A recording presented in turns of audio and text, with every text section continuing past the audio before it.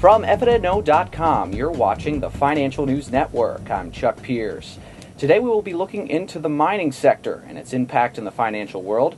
With me today to discuss his business and how it's impacting the sector is Managing Director of EMED Mining, Mr. Harry Adams. Harry, thanks for joining us. Pleasure.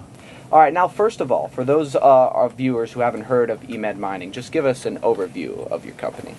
Well, we founded the company 7 years ago in Europe to focus on copper and gold, and since then we've made some acquisitions and made some discoveries, and we're building what will be one of Europe's main mining houses.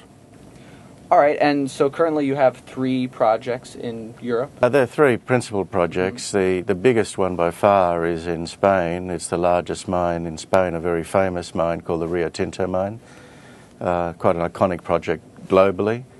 And we've acquired it and cleaned up what was, I suppose, a commercial mess, and we're looking to trigger its restart at the end of this year. And we're in the final stages of approvals with the government there. We've made a gold discovery in Central Europe, a major gold discovery in Slovakia. That will be a few years behind in development. And we do have a project also in Cyprus, a copper project. But that will be a bit behind again. So we've got a pipeline, if you might say, of development work. All right. And now a lot of investors actually are looking to South America for mining things. So for companies like Rio Tinto and Freeport McMoRan, why choose Europe? It was opportunistic or contracyclical, if you like, from using investor sort of logic, in that Europe is where mining started in many senses, and there's wonderful potential in Europe and a wonderful history of mining in Europe. But now Europe is drawing in mining because it needs to replace its imports, and obviously it needs the jobs. So there's a resurrection of mining in Europe, and we anticipated at least part of that resurrection. It's now much stronger than we anticipated, and it's a great opportunity for us. And first, let's talk about Rio Tinto, the mine there in Spain. Mm-hmm. What specifically was so attractive to this, that attracted you to this old mine? Well, pretty well every geologist in the world will have read about that. It's the world's largest so-called VMS system. It's one of the more common systems for recovering base metals, and it's the world's largest. It's an iconic project globally. It's where the company Rio Tinto was born. It took its name from this area. There are a number of mines on our property, and it's produced over 2 million tonnes of copper historically. That's over $16 billion of copper historically in today's terms, and about the same again in other metals. And it'll do the same again, we're quite convinced, and there's a lot of inherited infrastructure sitting there ready to go. So it was a wonderful opportunity when we came along. Rio Tinto had moved on about 20 years ago, and it was in some local hands that really weren't equipped to tackle today's industry.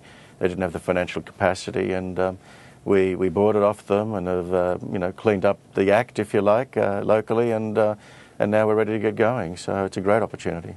All right, and are you on track to start production? I read that I guess at the end of this year is when you're thinking of starting. Yeah, when we first went there 5 years ago, we thought it would be a lot faster. So it's taken a lot more time than we originally anticipated, but our timetable for the last year or so has been to trigger the project at the end of this year.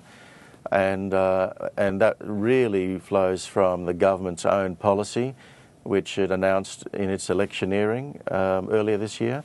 It promised to finish the permitting around the end of the third quarter, which is the quarter we're in this year, so that we could trigger the project in the following quarter this year. And the government's doing everything that it had said. So it certainly appears at the moment that we'll be triggering the project at the end of this year, as we've said. And for our audience, what makes this project so exciting for an investment?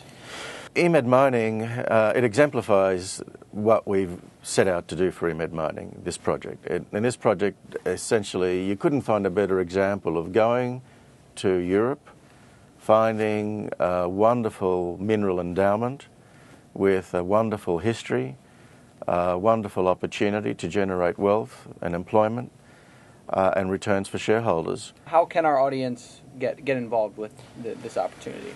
From the point of view of investment, we are listed on the AIM exchange in London, but probably more relevant to North American audiences would be that we're dual listed now on the TSX, the Toronto Stock Exchange.